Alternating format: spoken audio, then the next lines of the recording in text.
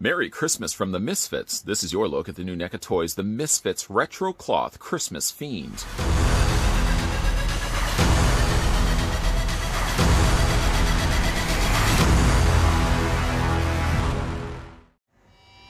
The Fiend is one of the most recognized music mascots of all time, and we are proud to present this special holiday themed exclusive based on the classic artwork and imagery of the legendary punk band, the Misfits. The Fiend comes complete with a swappable head and hands, so that you can create his classic look or the illustrated appearance in the Basil Go-Go's artwork.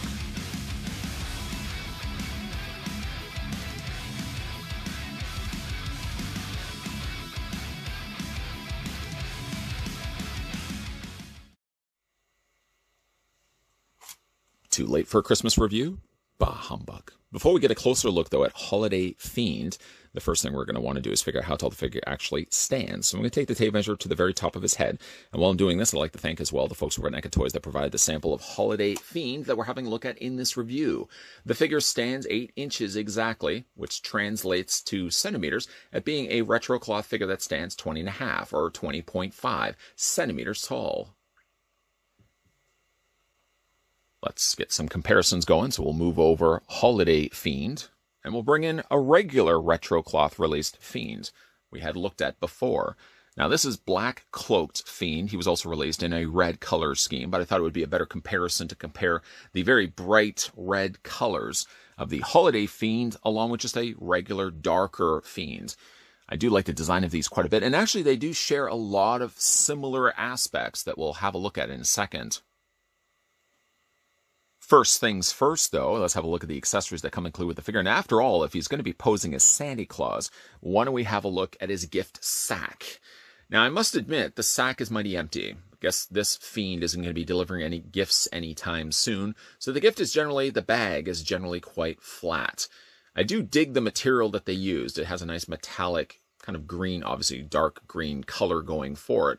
But what's interesting about it, though, is there's a wire frame. It starts at the top, works its way all the way around, minus, of course, the sound effects, I'm sure. But it does allow you to kind of manipulate the bag. And even though technically there's not really any gifts to be spoken of inside here, you could at least bend and manipulate it so you could actually have it strung over his shoulders. He does an okay job of holding it. One of the big culprits is the fact that he does have just relaxed hands. So if you are putting it over his shoulder, for example, he doesn't so much grab the bag as he sort of just holds, well, it kind of just sits in between and rests on his thumb. But it does more than enough of a job to hold it in place, so the bag isn't going to be going anywhere. Could they have put a little bit of padding in there? Possibly, sure. I suppose you could probably just open up the bag for yourself and add a couple of cotton balls or something to fill that out a little bit, give it a little bit of extra volume. Speaking of also other things posing as Santa Claus, he has to come included with a hat, of course. The hat, as you can see, has a nice fur bottom to it, a pom-pom on the end. And what you may not know is that there's actually a wire frame. So you can actually bend and move the top of the hat if you want to. You can go ahead and take the hat, grab, of course, the figure, and fit it snugly over Fiend's head. You just slide it down like that, fitting it, of course, over top of his hood. There we go. And you can have it down like this. Now, because it's obviously a wire frame, let's just move the bag out of the way here. You can bring the hat around. And I think for the purpose of displaying this guy, though I may not be displaying him right now, I probably will have the pom-pom draped off to the side so it stretches across and sits itself on his shoulder. And that's, of course, how it looks with the hat in place. Now, again, there's a couple of other options available as well. This, I'm just going to go ahead and remove this. Based on the design and the coloring on this particular head, it's based on the Basil Go-Go's artwork. I can go ahead and remove the hood so you guys can get a better idea of what Fiend's head looks like. But if you do want a more classic-looking designed Fiend, you can always go the route of using the swappable head that comes in also included with the figure. To give you an idea of what it looks like side to side, the sculpting definitely is the exact same. There's nothing changed between the two. It's definitely more so the paint that really enhances the experience of going from this one to this head sculpt right here. Now, let me go ahead and just put down Holiday Fiend for a second. Let me reach off camera and bring in the Retro Cloth Fiend in case you are curious. It is the exact same head sculpt. Now, for me, I like the idea that they did give us a swappable head, though granted, yes, there's a little bit of paint that's just on the top of it.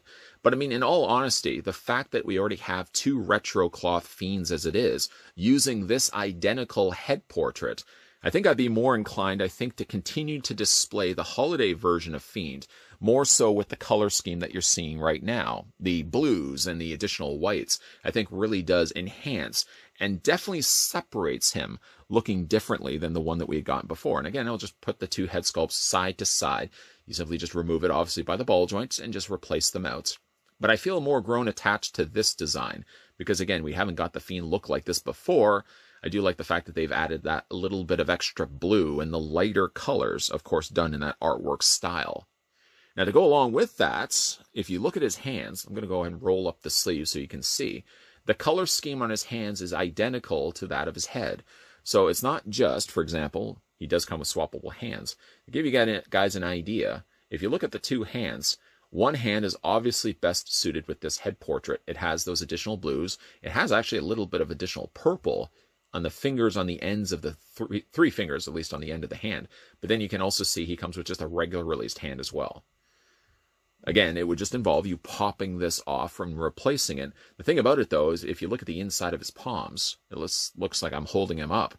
He actually has just regular skeletal fingers done in white. It's only the outside that actually gets afforded those extra colors that mimic the same color scheme that's actually in his head. Looking at the outfit that they've given the Fiend, it's very actually similar to the one that we got with the Retrocloth release. Although, if you compare the 2, this one has a lot more room. It's a little baggier, it's a lot longer as well. It's a very similar style of material to the Santa sack, although obviously the color here is red instead of the green. And there's a Velcro that runs from the top, right underneath his chinny chin chin. It goes all the way down to the bottom of it. So if you want to, you can go ahead and open this up. I don't really know why you would want to take the cloak off myself, but simply for the sake of the review, just to show you what it looks like inside, he has just a regular retro cloth body with, as you can see, some obvious articulation points in the waist, as well as the legs, the knees, and all that fun stuff. But just to show you that that's how you can actually take the cloak off if you want to. For obvious reasons, I'm just going to leave it on for his own decency more than anything else. But it's also, again, very similar in the sense that he does have the very tight hood. The other hood did have a wire frame going for it. This one actually doesn't seem like it has a frame. There's nothing really in there because the quarters are a little tighter on this hood than the one that we got with the retro cloth release. In fact, again, we can bring in the other one for comparisons. Yeah, this one had the wire running all the way around the opening of the hood, whereas this one doesn't have it. What it does have, though, that the other one did have and possess, is it does have a wire that's stitched in, starts at the top, right underneath his chinny chin chin. I'll stop saying I promise. And it goes all the way around. You can see, actually, follow the stitch line all the way around to the back of the figure. And all of this underneath here is wire frame. So in other words, ergo, you can actually manipulate this, bend this if you want to. I am of the school myself that when it comes to these Fiend figures, I generally like to have this pretty straight. I like to have this nice and flat. And if anything, I like to just sort of pinch the ends like this. Just kind of give him a little extra width here on his shoulders. But again, the idea with this being a wire frame is, yes, you can go in there and you can manipulate this. You kind of look like it's slightly blowing in the wind, for example. You can do really whatever you want with it. Of course, he does have the fur that's going around the sleeve portion of his jacket or cloak. And he also has the same similar thing done on the bottom here as well. But again, like underneath all of this, if you roll this up, make it slightly indecent, you can definitely see, yeah, that's just a regular retro cloth body underneath with noted points to point out is that he doesn't have the newer retro cloth body. So in other words, he only has just the straight hinges on his ankles. He doesn't have the actual means to rotate or ankle pivot like some of the newer releases have. I guess in the case of the Fiend, maybe they just wanted to use the regular standard retro cloth body, not the newer released ones, but the older released bodies, because for the sake of just having him stand, you're probably not going to be putting him in any dynamic poses. But again, it's just a regular body that's underneath that. One last thing I'll show you before we talk about his articulation. For this, I'll probably just bring these back for the time being. If I bring his arms up, one nice touch that I like that they gave him is these really long draping sleeves. It kind of reminds me of Ghostface a bit, the way that they stretch out. No, they don't have wireframes, sadly. But again, I don't know why you really necessarily need it. If you look inside, though, you can actually peek inside and see that there is just regular body underneath. So what they actually did was they only cuffed the end of this sleeve while leaving the rest of it completely open and exposed. A good draft of air would come in there and freeze him, I'm sure, no doubt. But definitely a nice looking outfit. It's different enough, similar to the head, it's different enough than the one that we gotten before, that he certainly does stand out. Not one I probably would be putting out all year round like the other two Fiends, but I do like the idea of putting this one out only at Christmas time. Let's run through his posability now, shall we? So his head rotates back and forth. Despite the fact he does have a little more tighter of a hood, you can still move the head up and down, no problems whatsoever, and you can also rock it back and forth. As you already saw, as we revealed the workings and the man behind the cloth, the curtain, he did have the swivel on the waist, just back and forth. He doesn't have the crunch or anything like that because he's using the older style retro cloth body. The arms hinge out quite easily and comfortably at a full 90-degree angle bend. You can also bring the arms forward and back. He does have a swivel at the top bicep area, and he does have a single hinge in the elbow. And included in that articulation, he does have this rotation in the hands.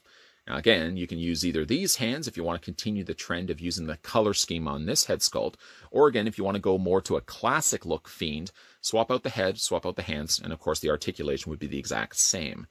The legs split out, and thank goodness really for the fact that he does have so much extra room working in his favor, because it does allow the legs to go quite a bit of a split. You can almost get, well, you could get a full split on Santa Claus. Ouch, that's gotta hurt. You can move the legs forward and back. He has a swivel on the top cut of the thigh, allowing the leg to rotate. Single hinge on the knee. Sorry, let me show you. Single hinge on the knee. And as we'd already talked about before, because he only has the original retro cloth bodies, he's relegated only to having a hinge going up and down this way. You can't rock it back and forth this way. But that's more than enough, and certainly for the purpose of what I'm going to be displaying these figures as. Just the idea, let's go ahead and get his hat going back on his head. There we go. And while I said, yes, I probably would be displaying, I still display my retro cloth Fiends on my shelves. This one, certainly, when it comes to him being dressed as Santa Claus, would be more so one that I would put out maybe on my mantle. Maybe the idea of actually having him on display with, say, the likes of Santa Gizmo or Santa Stripe, other Santa-inspired releases that NECA Toys have also put out. I like the idea, even though we've technically now passed Christmas by quite a bit.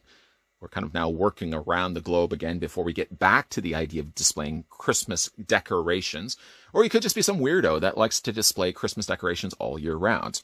I'm not the case of somebody that does that, but I would be looking forward to the idea of putting this guy out on display with some of the other Christmas-inspired figures that NECA Toys have also put out. The Misfits would like to wish you the merriest of Christmases with the merriest released Fiend figure from the folks over at NECA Toys. Admittingly, underneath this long cloak of red, you would still find the default retro cloth body underneath.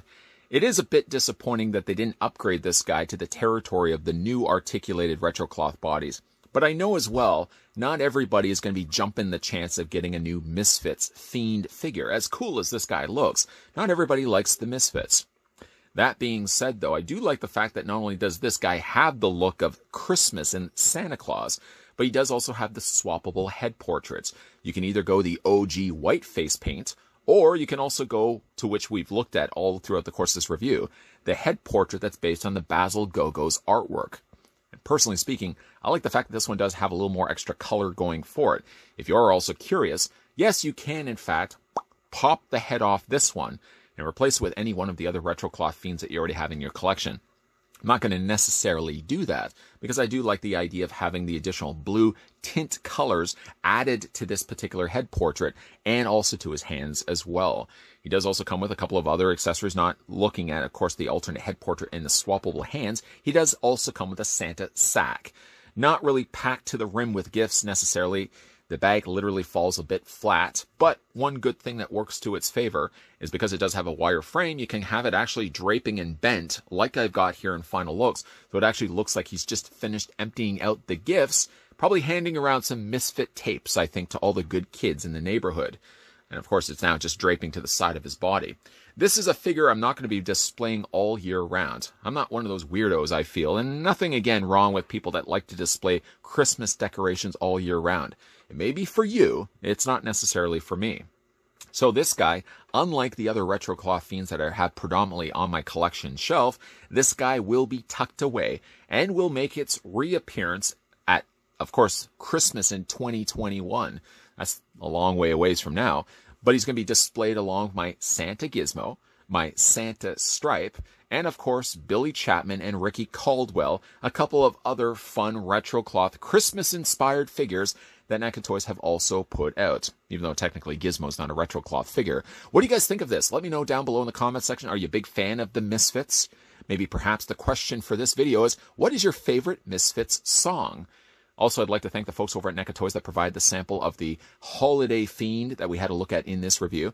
If you guys are new to the channel and liking all the content you're seeing, consider then the idea of hitting the subscribe button down below. Let's just say you haven't done so. Don't postpone any further those New Year's resolutions. Yes, we've surpassed that first day where everybody feels like they have to come up with resolutions right away. I'd like to spread out my resolutions over the course of the entire year. So if one of your New Year's resolutions is you like the content on this channel and you want to be able to know when new videos are coming up, you can hit the subscribe button down below. You can turn the bell notification on. And of course, you can keep your peepers peeled to this channel Monday to Friday, 12 p.m. and 2 p.m. Eastern Standard Time. That's when new videos will be popping up. Lots of new NECA reviews lined up and coming your way as always. So as always, guys, thanks for watching, and I'll see you guys next time.